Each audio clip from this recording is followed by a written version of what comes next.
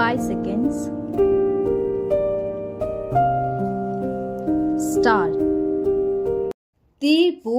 ಈ ಪ್ರಕರಣದಲ್ಲಿ police ಉಪನಿರೀಕ್ಷಕರು Bilikere police ಠಾಣೆರವರು 1ರಿಂದ 3ನೇ ಆರೋಪಿತರ ವಿರುದ್ಧ ಭಾರತೀಯ ದಂಡ ಸಂಹಿತೆ ಕಲಂ 379 ಮತ್ತು 511 ರಡಿಯಲ್ಲಿ ದಂಡನೀಯ ಅಪರಾಧಕ್ಕಾಗಿ ಈ ನ್ಯಾಯಾಲಯದಲ್ಲಿ ದೋಷಾರೋಪಣಾ ಪತ್ರವನ್ನು ಸಲ್ಲಿಸಿರುತ್ತಾರೆ. ಅಭಿಯೋಜನೆಯ ಪ್ರಕಾರ ಈ ಪ್ರಕರಣದ ಸಾರಾಂಶ ಈ ಕೆಳಗೆ ವಿವರಿಸಿದಂತಿದೆ.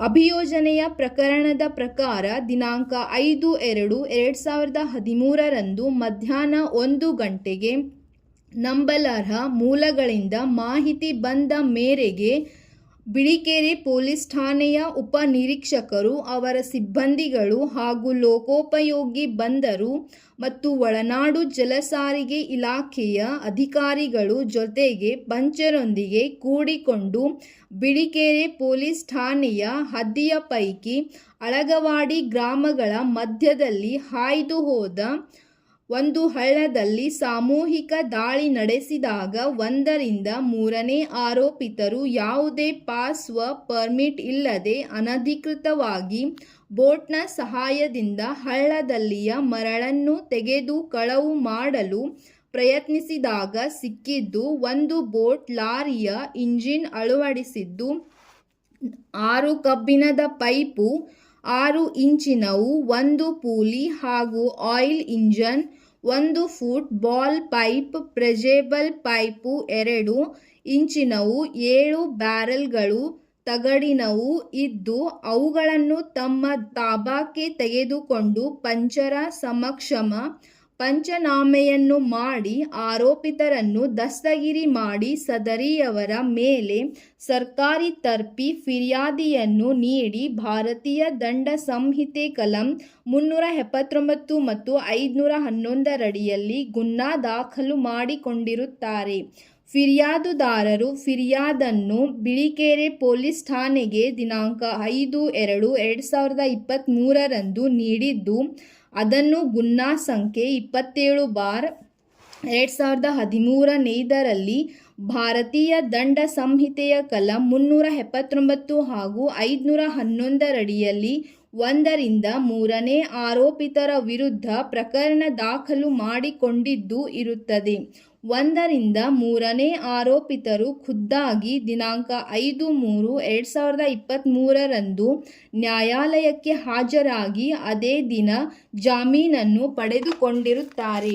ಫಿರ್ಯಾದುದಾರರಿಂದ ಫಿರ್ಯಾದನ್ನು ಪಡೆದುಕೊಂಡ ಬಳಿಕ ಬಿಳಿಕೆರೆ ಪೊಲೀಸ್ ಠಾಣಾ ಅಧಿಕಾರಿಗಳು ತನಿಖೆ ಕೈಗೊಂಡು ದಿನಾಂಕ 25/4/2013 1ರಿಂದ 3ನೇ ಆರೋಪಿತರ ವಿರುದ್ಧ ಭಾರತೀಯ ದಂಡ ಸಂಹಿತೆಯ ಕಲಂ 379 ಹಾಗೂ 511 ರಡಿಯಲ್ಲಿ ದೋಷಾರೋಪಣೆ ಪತ್ರವನ್ನು ಸಲ್ಲಿಸಿರುತ್ತಾರೆ. ತನಿಖಾಧಿಕಾರಿಗಳು ದೋಷಾರೋಪಣೆಯನ್ನು ಸಲ್ಲಿಸಿದ ನಂತರ ಆರೋಪಿತರ ವಿರುದ್ಧ ಸಂಜ್ಞತೆ ತೆಗೆದುಕೊಂಡು ಆರೋಪಿತರಿಗೆ ನ್ಯಾಯಾಲಯದಿಂದ ಸಮನ್ಸನ್ನು ಹೊರಡಿಸಿದ್ದು ಇರುತ್ತದೆ. ಆರೋಪಿತರು ನ್ಯಾಯಾಲಯಕ್ಕೆ ಹಾಜರಾದ ನಂತರ ಅಪರಾಧಿಕ ಪ್ರಕ್ರಿಯಾ ಸಂಹಿತೆಯ ಕಲಂ 207 ರಡಿಯಲ್ಲಿಯ ಉಪಬಂಧಗಳ ಅನುಸಾರವಾಗಿ ದೋಷಾರೋಪಣೆಯ ಪ್ರತಿಯನ್ನು ಆರೋಪಿತರಿಗೆ ಪೂರೈಸಿದ್ದು ಇರುತ್ತದೆ.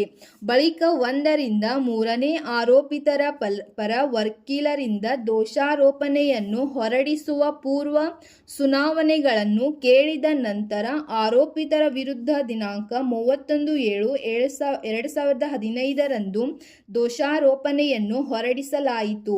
1ರಿಂದ 3ನೇ ಆರೋಪಿತರು ನ್ಯಾಯಾಲಯದಿಂದ ಹೊರಡಿಸಲಾದ ದೋಷಾರೋಪಣೆಯನ್ನು ಅಲ್ಲಗೆಳೆದಿರುತ್ತಾರೆ ಮತ್ತು ಈ ಪ್ರಕರಣವನ್ನು ವಿಚಾರಣೆಗೆ ಒಳಪಡಿಸುವ ಕುರಿತು ವಿನಂತಿಸಿಕೊಂಡಿರುತ್ತಾರೆ. ಅಭಿಯೋಜನೆಯು ಒಟ್ಟು 12 ಸಾಕ್ಷಿಯನ್ನು ಪ್ರಾಸ 1ರಿಂದ 12 ಎಂದು ವಿಚಾರಣೆಗೆ ಒಳಪಡಿಸಿದ್ದು ಇರುತ್ತದೆ. ಅದೇ ರೀತಿ ದಸ್ತಾವೇಜು ನೀತಿ 1ರಿಂದ 16 ದಾಖಲಾತಿಗಳನ್ನು ಗುರುತಿಸಿಕೊಂಡಿರುತ್ತಾರೆ. ದಂಡ ಪ್ರಕ್ರಿಯಾ ಸಂಹಿತೆಯ ಕಲಂ 313ರಡಿಯಲ್ಲಿ ಆರೋಪಿತರ ಹೇಳಿಕೆಯನ್ನು ದಿನಾಂಕ 24/1/2023ರಂದು ಪಡೆಯಲಾಯಿತು.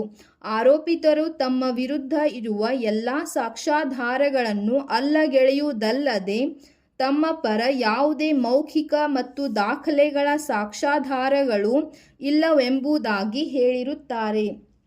ಅಭಿಯೋಜನೆಯ ಪರ ವಾದವನ್ನು ಕೇಳಲಾಯಿತು.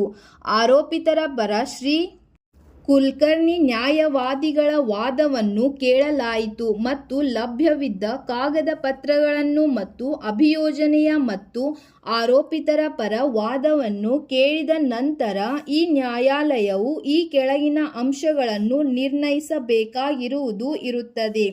ಅಂಶಗಳು: ಸಂಖ್ಯೆ 1, ದಿನಾಂಕ 5/2/2013ರಂದು ಮಧ್ಯಾಹ್ನ 1 ಗಂಟೆಗೆ ಬಿಳಿಕೆರೆ ಪೊಲೀಸ್ ಠಾಣೆಯ ಹದ್ದಿಯ ಪೈಕಿ ಅಳಗವಾಡಿ ಗ್ರಾಮಗಳ ಮಧ್ಯದಲ್ಲಿ ಹಾಯ್ದು ಹೋದ ಒಂದು ಹಳ್ಳದಲ್ಲಿ 1ರಿಂದ 3ನೇ ಆರೋಪಿತರು ಯಾವುದೇ ಪಾಸ್ ಪರ್ಮಿಟ್ ಇಲ್ಲದೆ ಅನಧಿಕೃತವಾಗಿ ಒಂದು ಬೋಟ್ ಲಾರಿಯ ಇಂಜಿನ್ ಅಳವಡಿಸಿದ್ದು, 6 ಕಬ್ಬಿಣದ ಪೈಪು, 6 ಇಂಚಿನವು, 1 ಪೂಲಿ ಹಾಗೂ ಆಯಿಲ್ ಇಂಜಿನ್, 1 ಫುಟ್ಬಾಲ್ ಪೈಪ್, ಪ್ರೆಜೆಬಲ್ ಪೈಪು, 2 ಇಂಚಿನವು, 7 ಬ್ಯಾರೆಲ್ಗಳು ತಗಡಿನವು ಇದ್ದು ಇವುಗಳ ಸಹಾಯದಿಂದ ಹಳ್ಳದಲ್ಲಿಯ ಮರಳನ್ನು ತೆಗೆದು ಕಳವು ಮಾಡಲು ಪ್ರಯತ್ನಿಸಿದಾಗ ಸಿಕ್ಕಿದ್ದು, ಆ ಮೂಲಕ 1ರಿಂದ 3ನೇ ಆರೋಪಿತರು ಭಾರತೀಯ ದಂಡ ಸಂಹಿತೆಯ ಕಲಂ 379 ಮತ್ತು 511ರನ್ವಯ